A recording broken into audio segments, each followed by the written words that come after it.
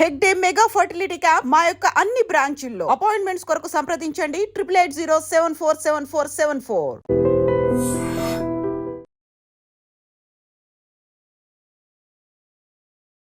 ఇప్పుడు అవార్డుల గురించి మాట్లాడుకున్నప్పుడు పోటీల గురించి కూడా మాట్లాడుకోవాల్సినటువంటి అవసరం. ఏం పోటీలు? పాడుతా తీయగాకి సంబంధించి సింగర్ ప్రవస్తి చేసినటువంటి కామెంట్లు, ఆరోపణలు. ఆరోపణలు అంటే ఆరోపణ అని మీరే అంటారు, ఆరోపణే కదా.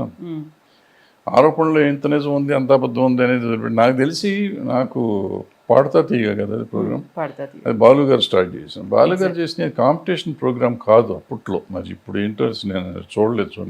నేను సరిగంప చేసే రోజుల్లో ఇవన్నీ చూసేవాడిని, ఇప్పుడు అసలు చూడట్లేదు. అయితే ఈ ప్రోగ్రామ్స్లో అసలు ఫస్ట్ మనకి ఇప్పుడు ఆ అమ్మాయి స్టేట్మెంట్ ఈ మధ్య చూసాం. నేను కూడా చాలాసార్లు ఓడిపోయాను, నన్ను కూడా ఈవెన్ ఆహాలో ఏదో ప్రోగ్రామ్ చేశాను, దాంట్లో 6వ రౌండ్లోనే తీసేశారు, సంథింగ్ లైక్ దట్ ఏదో చెప్పింది. సో తీసేయటం అనేది ఆమె కొత్త ఏం కాదు. నేను గొప్ప సింగర్ అయితే 6వ రౌండ్లో వాళ్ళు తీరు కదా. సో ఇప్పుడు కూడా తీసేసి ఉండొచ్చు. అయితే ఎప్పుడు కూడానమ్మా ఈ టీఆర్పీలు ఉంటాయి. టీఆర్పీలు నిమిషానికి వస్తాయి. మాకు ప్రొడ్యూసర్కి వచ్చేటప్పటికి, ప్రొడక్షన్ హౌస్కి ఎవ్రీ మినిట్ ఉంటుంది. ఎవరు పాడుతున్నప్పుడు ఎక్కడ హై ఉంది, ఎక్కడ లో ఉంది, ఏ సింగర్కి అయితే ఏముంటుంది అంటే, ఎవరిదైతే 2 వారాలు ఎక్కువ కనపడుతుందో ఆ సింగర్ని లేపుతానికి ట్రై చేస్తూ ఉంటారు. ఎవరైతే వీక్గా ఉన్నారో వాళ్ళ మెల్లిగా పంపించేస్తానికి ట్రై చేస్తుంటారు. ఊరికే బయటికి చెప్పడానికి ఓట్లు వచ్చినాయి లేకపోతే అది ఇది అంటాం, కానీ మాకు ఆ టీఆర్పీ గ్రాఫ్ను బట్టే ఉంటుంది. రియాక్షన్స్ అక్కడే ఉంటుంది ఎక్కువ, దాని మీద ముందవుతుంది. నేషనల్లో అయితేనేంటంటేనేమో ఇవాళ ఈ సంవత్సరం ఈ స్టేట్కి ఇద్దాం, ఈ సంవత్సరం సౌత్ ఇండియాలో పలానా తెలుగు స్టేట్కి ఇద్దాం, తమిళ స్టేట్కి ఇద్దాం అని అనుకుంటారు. ఎందుకంటే వాళ్ళ వ్యూవర్షిప్ పెంచుకోవడానికి చేసే ప్రయత్నాలు. అందుకనే వాళ్ళు అట్లా చేస్తారు. అందుకని వీళ్ళు మనళ్ళు అనుకుంటారు తెలుగు మనం వెళ్ళగానే మనకి ఇస్తారని. ఎందుకు ఒకసారి అప్పుడు 2-3 సార్లు ఇచ్చారు. అప్పట్లో బాగా అసలు తెలుగు స్టేట్స్లో హిందీ సినిమాలు చూసేవారు కాదు, హిందీ పాటలు చూసేవారు. అప్పుడు మనాళ్ళు వెళ్ళినప్పుడు ఫిక్స్ అయిపోయారు, వాళ్ళు తెలుగు వాళ్ళకి ఇవ్వాలనుకున్నారు కాబట్టి తెలుగు వాళ్ళు ఒకళ్ళు ఇద్దరు వచ్చారు, ఒకళ్ళకి ఇచ్చారు. సో ఎప్పటికైనా కానీ, అక్కడైనా కానీ ఇక్కడైనా కానీ మెంటల్గా ముందు ఫిక్స్ అయిపోతుంది ప్రొడక్షన్ హౌస్ కానీ ఛానల్ కానీ.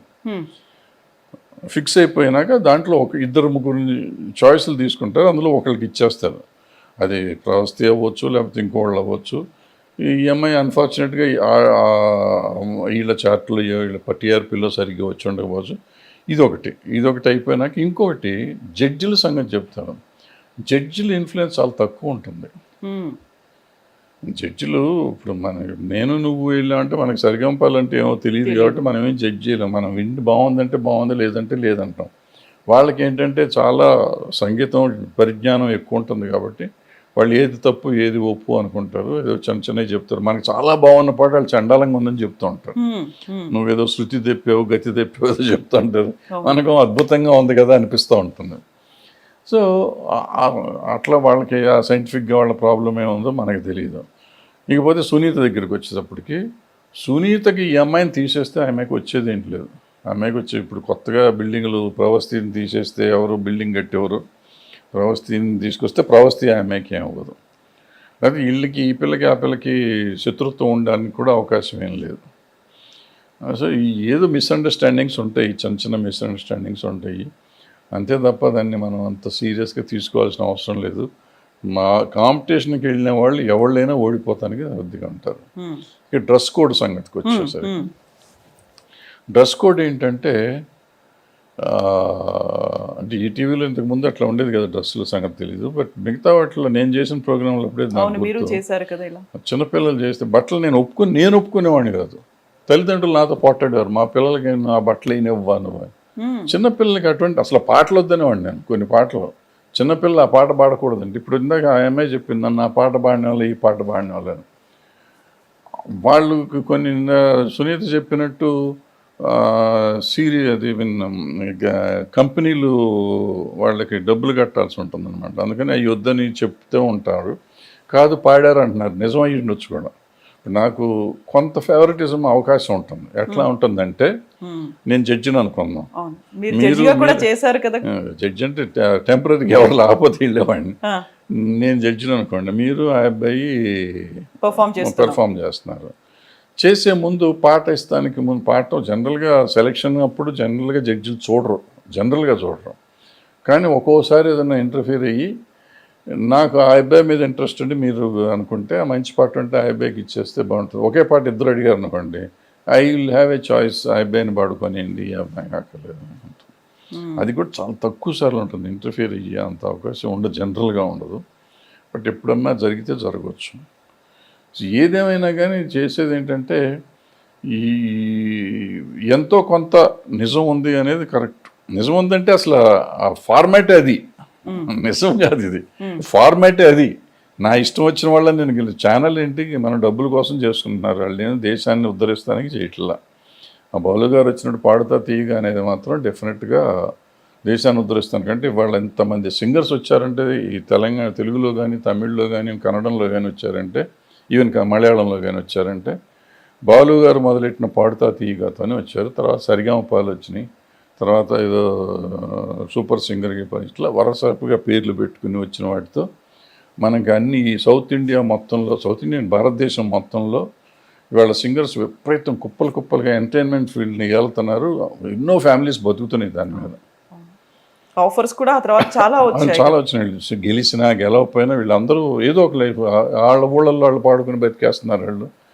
సో మనందరికీ ఒక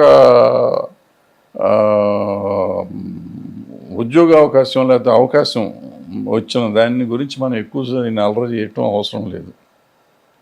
వాళ్ళు ఆ పిల్లే చెప్పింది, దీనివల్ల నాకు పెళ్ళిళ్ళలో పాడుకుంటాను, ఇంకో చోట పాడుకుంటాను, దానికి నా ఫ్యామిలీని కాపాడుకుంటున్నాను.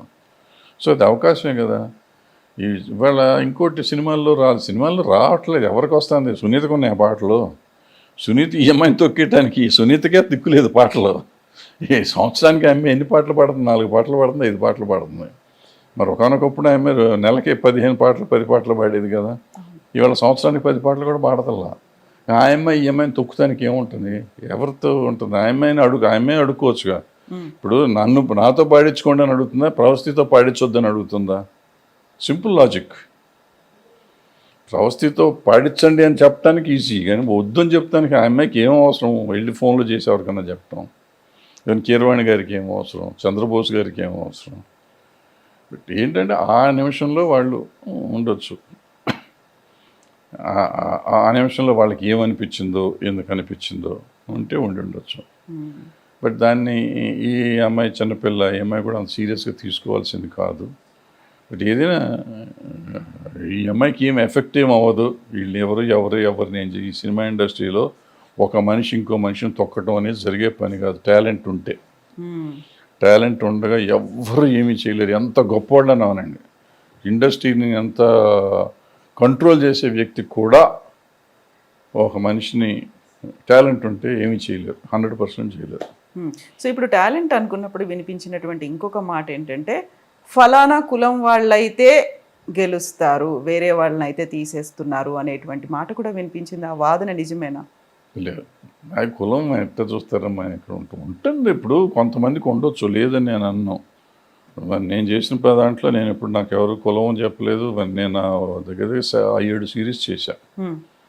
నాకు అయితే ఒక సిరీస్లో నేను అన్ఫార్చునేట్గా ఒక రోజు నేను జడ్జిగా ఉన్నా. ఒక దాంట్లో ఫైనల్స్లో ఒక పాప ఓడిపోయింది. వాళ్ళ మదర్ వచ్చి నన్ను తిట్టింది, మా అమ్మాయి ఎందుకు నాకు తప్పు పడింది అమ్మా, నీకేం తెలుసు తప్పు పడింది అంది ఆవిడ. పాపం నాకు తప్పు అనిపించింది. నేను చెప్పాను ఇందాక నాకు సంగీత పరిజ్ఞానం లేదు, కానీ నా లెక్కలో నాకు ఆవిడ బాగా పాడలేదు ఆ పిల్ల అనుకోండి. చిన్నపిల్లల్ని మనం ఏమంటాం, మనం ఏం అనలేము. చాలా బాగా పాడుతుంది ఆ అమ్మాయి. ఆ రోజు ఎందుకో నాకు నచ్చల. ఆ అమ్మాయి కావాలని నేను వెళ్ళి బతిమాలి తెచ్చుకున్నా దాంట్లోకి, ఇంకా మదర్ని ఒప్పించుకొని తెచ్చాను నిజంగా చెప్పాలంటే. ఆ అమ్మాయి అంత బాగా పాడారు. అంతకుముందు ఏదో సరిగ్గా వేరే వాళ్ళు జెమినీ టీవీలోనూ వేరే టీవీలో ఏదో పాడింది. పాడితే ఆ పిల్ల చక్కగా ఉంటుంది, బాగా పాడింది. వాళ్ళ మదర్నికి నేనే ఫోన్ చేసి ఇదమ్మా పాడించాలమ్మా, వద్దు చదువుకుంటానంటే లేదు పాడించాను. లాస్ట్ డే ఆవిడ పాప నాతో ఫైట్ చేసింది. చాలా బాగా పాడుతుంది ఆ పిల్ల. బట్ ఆ రోజు సరిగ్గా పాడలా అనిపించింది నాకు. అందుకని ఆ అమ్మాయి 2వ 3వ వచ్చింది. ఆవిడ వచ్చి నన్ను, మా అమ్మాయి నెంబర్ 1 అయితే మీరు ఇచ్చాం, మనం ఏం చేయలేము అది.